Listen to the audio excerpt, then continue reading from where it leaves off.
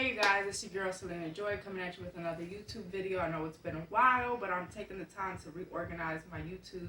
You will be seeing several different YouTubes pop up so that I can get my content organized.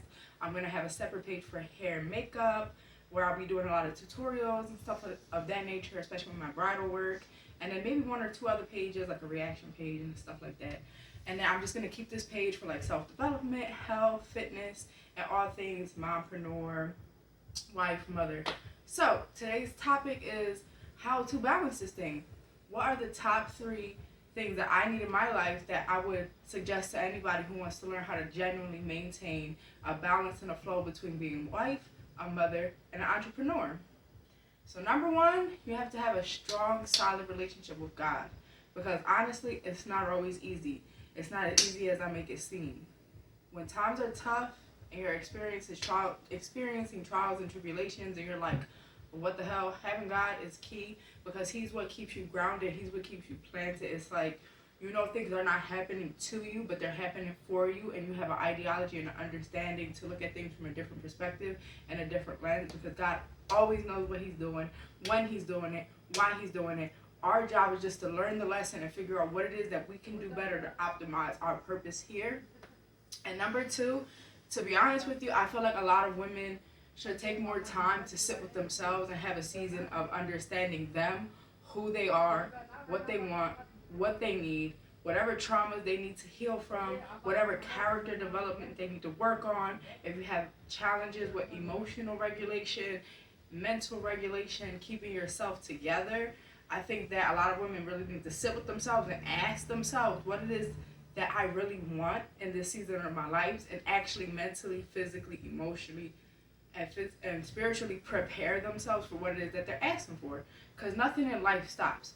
Once you have children, they're always going to be there. They're always going to need you. Once you have a husband, he's always going to be there. He's always going to need you. Once you open that business, it doesn't just go away when you decide, oh, I'm sick and now I don't want to do anything.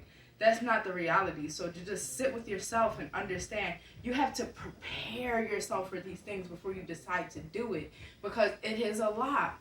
And you have to have the mental, physical, emotional, financial, spiritual capacity to really be able to sit with yourself and have enough to pour from, and also know yourself well enough so that you know what it is that you need and how to pour into yourself properly, so that you can pour into your husband, you can pour into your children, you can keep up with yourself, you can keep up with your work, you can keep up with your home, you can keep up with your business, because it can be a lot and you have to be prepared.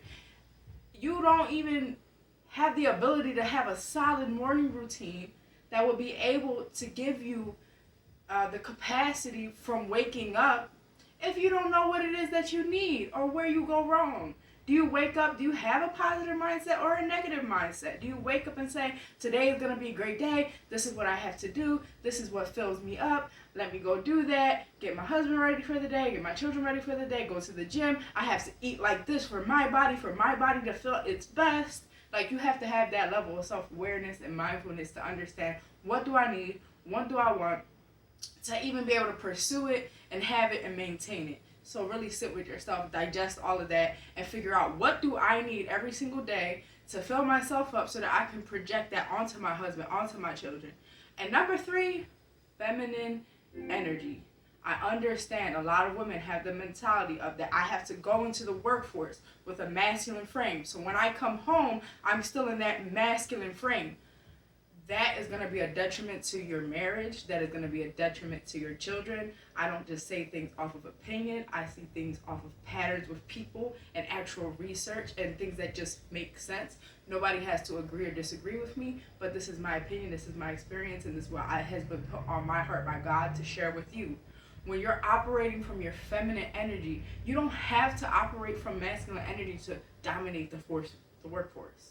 When you operate with feminine energy, you can still be assertive and you can still be respected without asserting masculine energy. That way, when you come home, you don't have to decompress from your masculinity and go back into your femininity, for that you can give the proper energy to your relationship and your home and your children. Like, you got to really think about it, right? The world tells men they have to be unconditionally masculine. Never is a man told, oh, you go out in the world to be masculine and come home and be feminine.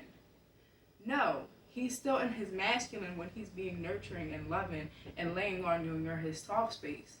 It's the other way around. Men want that feminine energy. If you're feeding that to your relationship and your marriage and you're nurturing and you're loving and you're pouring that energy into your marriage, that is what you will receive back. If you're pouring that energy into your children, that is what you will receive back. If you're pouring that energy into your work and into your environment, that's what you will receive back. So you want to have balance as a wife, a mother, an entrepreneur. You really need to work on these things. Having a certain mindset, having a relationship with God, knowing yourself enough so you can keep yourself full and be consistent and show up and do the work in all the areas of your life that you know you have to show up for, because these are the things that you ask for.